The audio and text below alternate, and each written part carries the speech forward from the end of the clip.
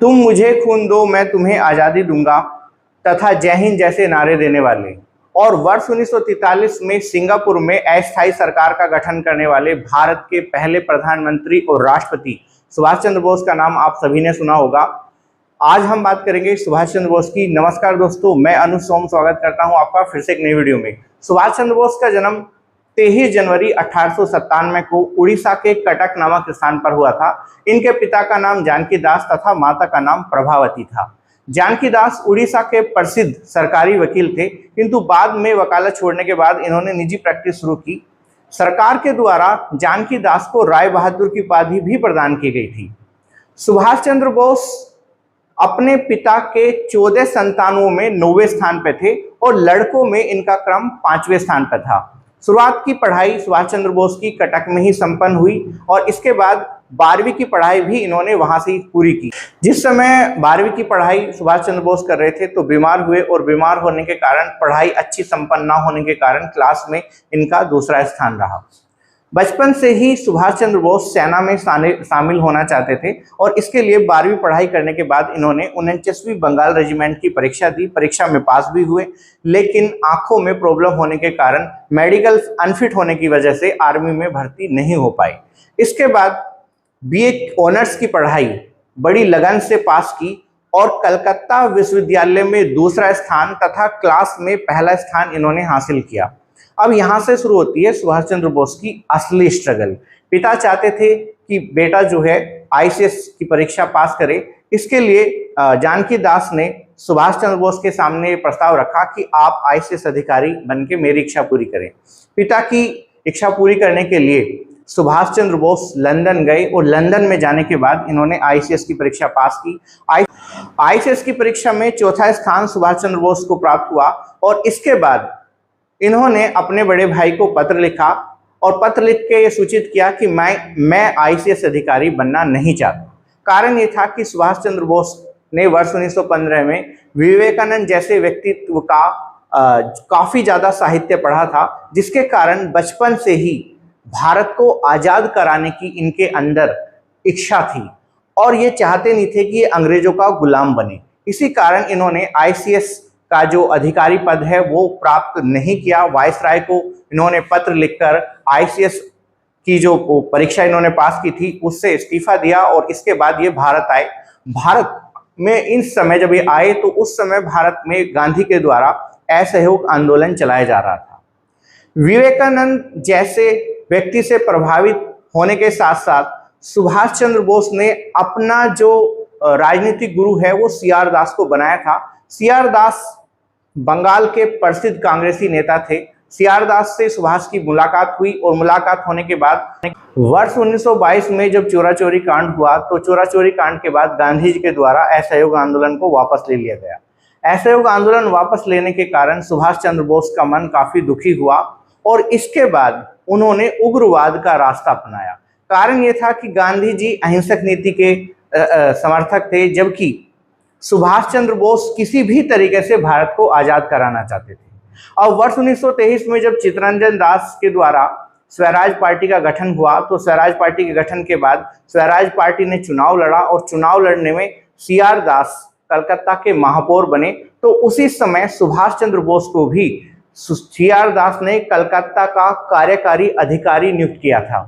यहाँ से सुभाष चंद्र बोस ने अंग्रेजों के जो गुलामी के सड़कों के जो गुलामी के नामकरण अंग्रेजों के द्वारा किए गए थे उसको चेंज करने का कार्य सुभाष चंद्र बोस ने किया था। अर्थात जिन सड़कों का नाम अंग्रेजों के नाम पे था उनका नामकरण दोबारा से सुभाष चंद्र बोस ने भारतीयों के नाम पर किया था। इसके बाद क्या होता है, इसके बाद वर्ष 1927 में जब साइमन कमीशन आया तो साइमन कमीशन का भी सुभाष चंद्र बोस ने विरोध किया और उसके बाद वर्ष 1928 में जब मोतीलाल नेहरू के द्वारा नेहरू रिपोर्ट बनाई गई तो नेहरू रिपोर्ट में एक सदस्य की भूमिका भी सुभाष चंद्र बोस ने निभाई थी। किंतु गांधी चाहते थे कि भारत को डोमिनियस स्टेटस का दर्जा मिले और सुभाष चाहते थे कि भारत को पूर्ण स्वतंत्रता प्राप्त हो। वर्ष 1929 में जब कांग्रेस का लाहौर में अधिवेशन हुआ तो इस अधिवेशन में तय हुआ था कि आने वाली 26 जनवरी को स्वतंत्रता दिवस मनाया जाएगा। इसी के उपलक्ष्य में सुभाष चंद्र बोस ने 26 जनवरी 1930 को कलकत्ता में स्वतंत्रता दिवस भी मनाया, जिसके कारण अंग्रेजों के द्वारा इन्हें गिरफ्तार किया गया और कुछ समय के लिए ये जेल में भी रहे। वर्ष 1931 में जब गांधी और इरविन के बीच में समझौता हुआ तो समझौते में तय हुआ था कि राजनीतिक कैदियों को मुक्त कर दिया जाएगा। इसी के तहत सुभाष चंद्र बोस को भी मुक्त कर दिया गया था। देखिए, सुभाष चंद्र बोस अपने जीवन काल में 11 बार जेल में गए थे। वर्ष 1921 में इन्हें पहली बार 6 महीने की जेल हुई थी और वर्ष 1925 में प्रसिद्ध बंगाल के क्रांतिकारी गोपीनाथ साहा को जब अंग्रेजों ने फांसी दी तो गोपीनाथ साहा के शव को इन्होंने प्राप्त किया और शव को प्राप्त करने के बाद उनका अंतिम संस्कार इनके द्वारा किया गया। उस समय सुभाष चंद्र बोस फूट फूट कर रोए थे। इसके बाद पुलिस ने समझा कि सुभाष चंद्र बोस उग्र क्रांतिकारियों से संबंधित हैं और इसके कारण सुभाष चंद्र बोस को मांडले जेल भेज दिया गया था। मांडले जेल में ही नवंबर 1925 में इनको सूचना मिली कि इनके गुरु यानी कि चित्तरंजन दास की भी मृत्यु हो गई है। इसके बाद सुभाष चंद्र बोस वहां पर बीमार हुए और तपेदिक से बीमार होने के बाद जब इनकी हालत बहुत ज्यादा खराब हुई तो अंग्रेजों ने इनसे कहा कि आप यूरोप जाकर अपना इलाज कराएं, किंतु आपको भारत जाने की अनुमति नहीं दी जाएगी। इसके लिए सुभाष चंद्र बोस ने मना किया। जब हालत बहुत ज्यादा खराब हुई तो अंत में अंग्रेजों को इन्हें रिहा करना पड़ा और बाद में अल्मोड़ा में जाकर इन्होंने अपना इलाज कराया था। देखिए, वर्ष 1933 से वर्ष 1936 तक सुभाष चंद्र बोस लगभग 3 साल यूरोप में रहे और यूरोप में इनकी जो मुलाकात है वो इटली के प्रसिद्ध जो नेता है मुसोलिन से हुई। मुसोलिन से मिलकर इन्होंने भारत को स्वतंत्र कराने की भावी योजना भी उस समय बनाई थी। यूरोप प्रवास के दौरान ही सुभाष चंद्र बोस की मुलाकात विठल भाई पटेल से हुई। विठल भाई पटेल जब यूरोप में बीमार हुए तो यूरोप में उनकी सेवा सुभाष चंद्र बोस के द्वारा उनकी सेवा की गई, जिसके कारण विठल भाई पटेल ने सुभाष चंद्र बोस से खुश होकर अपनी सारी संपत्ति सुभाष चंद्र बोस के नाम कर दी थी। किंतु जब विठल भाई पटेल की मृत्यु हुई तो विठल भाई पटेल के भाई अर्थात सरदार वल्लभ भाई पटेल ने इस संपत्ति को इलीगल माना और ये सारी संपत्ति सुभाष चंद्र बोस से सरदार वल्लभ भाई पटेल ने हासिल करने के बाद कांग्रेस को दान कर दी थी। अब देखिए, यहाँ पे क्या होता है, यूरोप प्रवास के दौरान ही एमिली सेकल नामक एक महिला से ऑस्ट्रिया में सुभाष चंद्र बोस की मुलाकात होती है और बाद में लगभग वर्ष 1942 में दोनों शादी कर लेते हैं। सुभाष चंद्र बोस के यहाँ पे एक लड़की भी हुई थी जिनका नाम था अनीता। अनीता जब बचपन छोटी सी थी तभी सुभाष चंद्र बोस की 1945 में वायुयान दुर्घटना में मृत्यु हो जाती है, जो संदिग्ध है।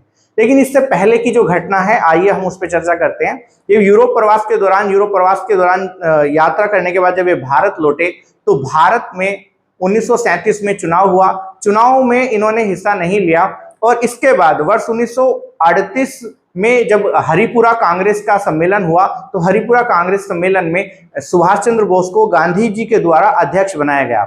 सुभाष चंद्र बोस हरिपुरा सम्मेलन में अध्यक्ष बने और इसके बाद इन्होंने कांग्रेस में अंदर रहकर कुछ परिवर्तन करने का जो मन बनाया, जिसके कारण गांधी और सुभाष चंद्र बोस के बीच में मनमुटाव हुआ और वर्ष 1939 में जब अगला सम्मेलन कांग्रेस का जबलपुर मध्य प्रदेश में हुआ तो उस सम्मेलन में भी सुभाष चंद्र बोस ने अध्यक्ष पद के लिए चुनाव लड़ा। ये पहली बार था जब कांग्रेस में अध्यक्ष पद के लिए चुनाव लड़ा गया था। इस चुनाव में महात्मा गांधी के द्वारा अपना एक प्रतिनिधि जिनका नाम था पट्टाभी सीतारमैया को सुभाष चंद्र बोस के खिलाफ खड़ा किया गया था, लेकिन सुभाष चंद्र बोस इस चुनाव में जीते और पट्टाभी सीतारमैया की हार हुई, जिसके कारण गांधी ने कहा था कि ये पट्टाभी सीतारमैया की हार नहीं है, मेरी हार है।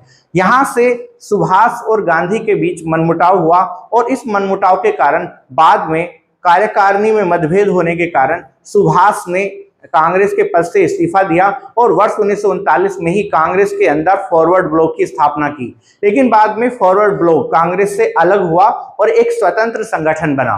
अब इसी सन यानी कि वर्ष 1939 में क्या होता है, सेकेंड वर्ल्ड वॉर की शुरुआत होती है। जब जर्मनी ने पोलैंड पर आक्रमण किया तो जर्मनी के पोलैंड पर आक्रमण करते ही द्वितीय विश्व युद्ध की शुरुआत हो जाती है। इसी समय जब ये द्वितीय विश्व युद्ध की शुरुआत हुई तो सुभाष चंद्र बोस ने मुस्लिम लीग के साथ मिलकर कलकत्ता के होलवेल स्टेचू को हटा दिया था। होलवेल का अगर आपने नाम नहीं सुना तो होलवेल के विषय में बता दूं, जेड हालवेल ने किताब लिखी थी अलाइव द वंडर और इसी किताब के माध्यम से उसने सिराजुद्दौला पे आरोप लगाया था कि उसने 146 अंग्रेजों को एक कमरे में बंद कर दिया था और अगले दिन जब कमरा खोला गया तो उसमें केवल 23 व्यक्ति जिंदा बचे थे। इस घटना को कलकत्ता में काल कोठरी के नाम से जाना जाता था। हालांकि ये घटना झूठी थी, केवल अंग्रेजों को उकसाने के लिए हॉलवेल ने ये झूठी एक कहानी लिखी थी। तो हॉलवेल का कलकत्ता में एक स्टेचू लगा हुआ था। यहाँ पर सुभाष चंद्र बोस ने हिंदू और मुस्लिम एकता उत्पन्न करने के लिए मुस्लिम लीग को साथ लेकर ये हॉलवेल स्टेचू हटाया और इसके बाद सुभाष चंद्र बोस को अंग्रेजों ने गिरफ्तार करके जेल में डाल दिया।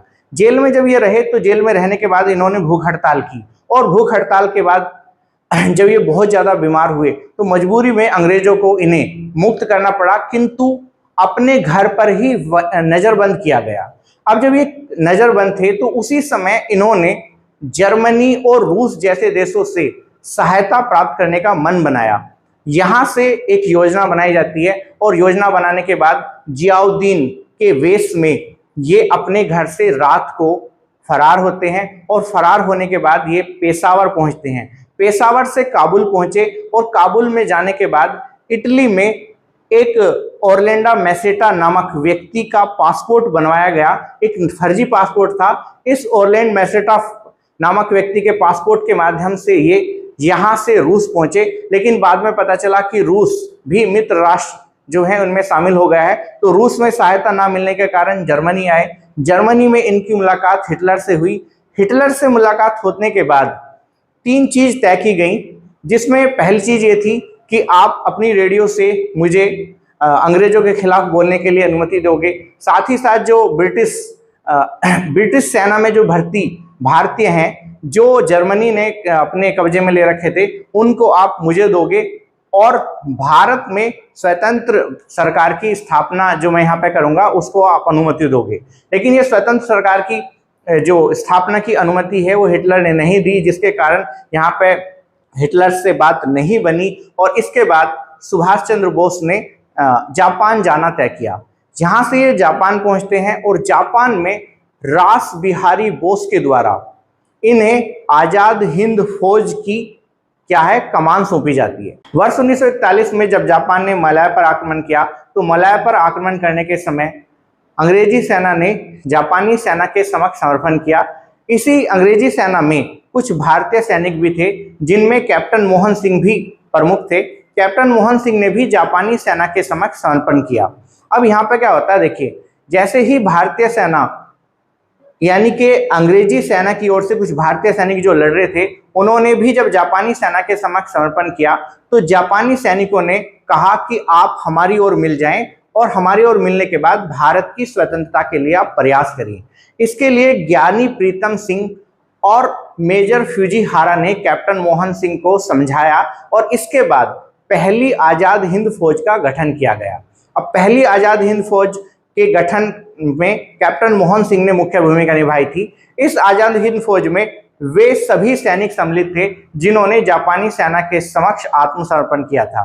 अब इसके बाद क्या होता है, मेजर फ्यूजीहारा के स्थान पर एक नया कर्नल जब जापानी सेना में सम्मिलित होता है तो इस कर्नल के साथ भारतीय सैनिकों में जापानी सेना के साथ कोऑपरेशन नहीं हो पाता और दोनों में कुछ विवाद हो जाता है, जिसके कारण कैप्टन मोहन सिंह को कुछ समय के लिए जापानी सेना के जो अधिकारी हैं वे कैद कर लेते हैं और इस प्रकार पहली जो आजाद हिंद फौज है वो कुछ समय के लिए स्थगित की जाती है।